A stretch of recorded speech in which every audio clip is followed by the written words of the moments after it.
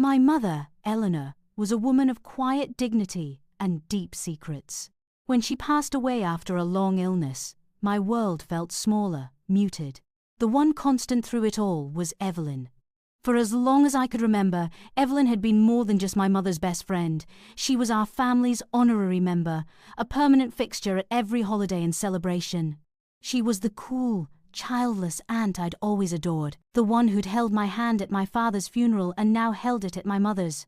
I thought I knew her. I was wrong. The reading of the will took place a week after the funeral, in a stuffy lawyer's office that smelled of old paper and grief. I was the sole heir, or so I thought. The financial assets, stocks, and savings were all left to me, as expected.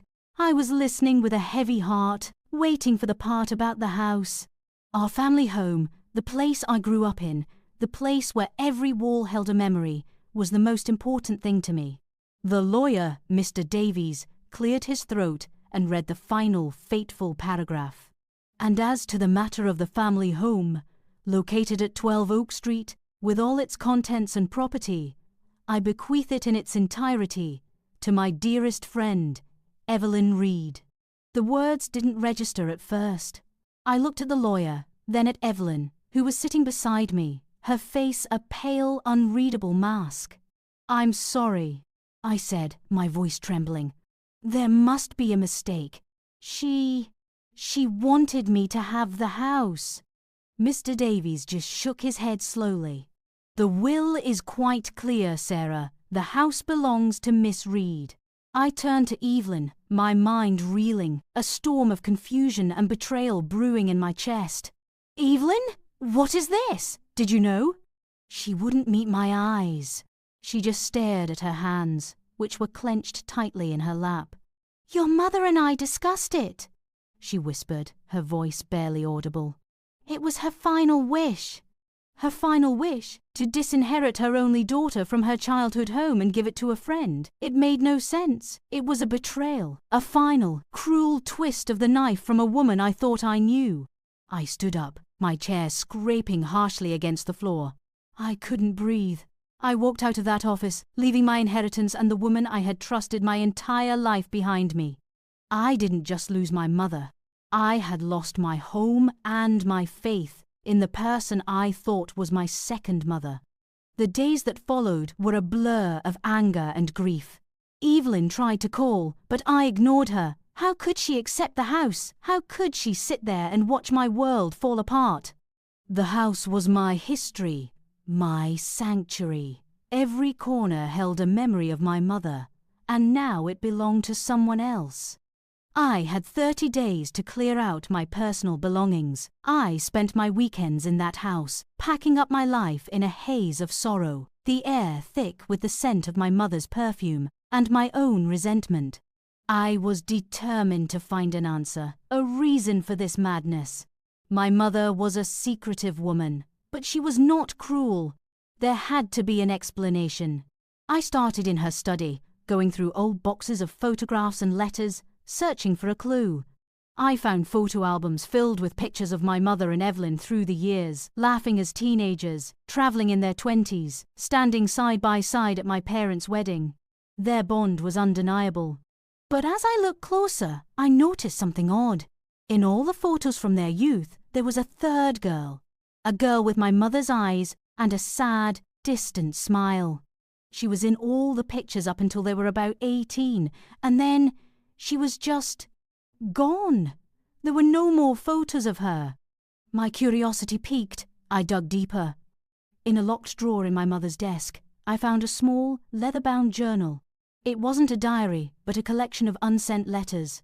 They were all addressed to someone named Rose. The letters were filled with a profound, aching guilt. "Dear Rose," one began, "I saw you in town today. You didn't see me. I wanted to run to you, to tell you everything, but I couldn't. The secret is too heavy." Who was Rose? The third girl from the photographs?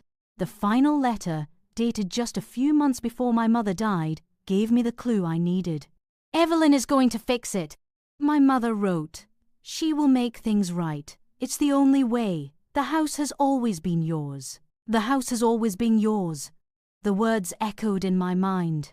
I immediately called Evelyn, my anger replaced by a desperate need for the truth. "Evelyn," I said, my voice shaking. "I found the letters. Who is Rose?"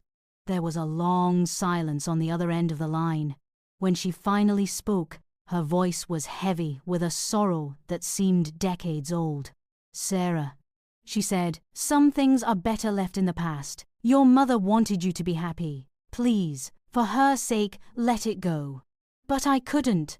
Her plea for silence was all the confirmation I needed. She was at the center of this secret, and I was determined to uncover it. I refused to let it go. "I'm coming over, Evelyn," I said, my voice firm. "We are going to talk about this now." I found her in the living room of my childhood home, surrounded by boxes, a single faded photograph in her hands. It was a picture of the three girls, my mother, Evelyn, and the mysterious Rose. "Your mother made me promise I would never tell you," Evelyn began, her voice trembling as she finally met my gaze. "But you have her stubbornness. You deserve to know the truth." The story she told me unraveled the entire history of my family. Rose wasn't just a friend. She was my mother's identical twin sister, my aunt. Decades ago, my grandmother had an affair and became pregnant with the twins. To avoid a devastating scandal that would have ruined my grandfather, a prominent public figure, a terrible choice was made. My mother, Eleanor, was raised as their own, but her twin, Rose, was given up in a secret adoption to a distant, childless couple. Evelyn was their childhood friend, the only person outside the family who knew the truth. She watched as the sisters grew up in the same small town, living parallel lives, never knowing they were related. She saw Rose's quiet sadness, her feeling of never quite belonging. The secret was a poison that haunted my mother her entire life. She was too afraid to defy her parents and reveal the truth while Rose was alive. Tragically, Rose died in a car accident when she was just 19, never knowing she had a sister who lived just a few blocks away. "Your mother's greatest regret," Evelyn said, tears streaming down her face, "was that she never got to give Rose her home back. This house, Sarah, it was built on your grandparents' land. It was Rose's birthright. Leaving it to me was the only way your mother knew how to make things right. It wasn't a betrayal of you. It was an act of redemption for her sister. I was never meant to keep it. I was meant to give it to the person who deserved it most." She then handed me a thick sealed envelope. Inside were the deed to the house, transferred into my name, and a long, heartbreaking letter from my mother, explaining everything. She had trusted Evelyn to be the keeper of her secret and the executor of her final wish.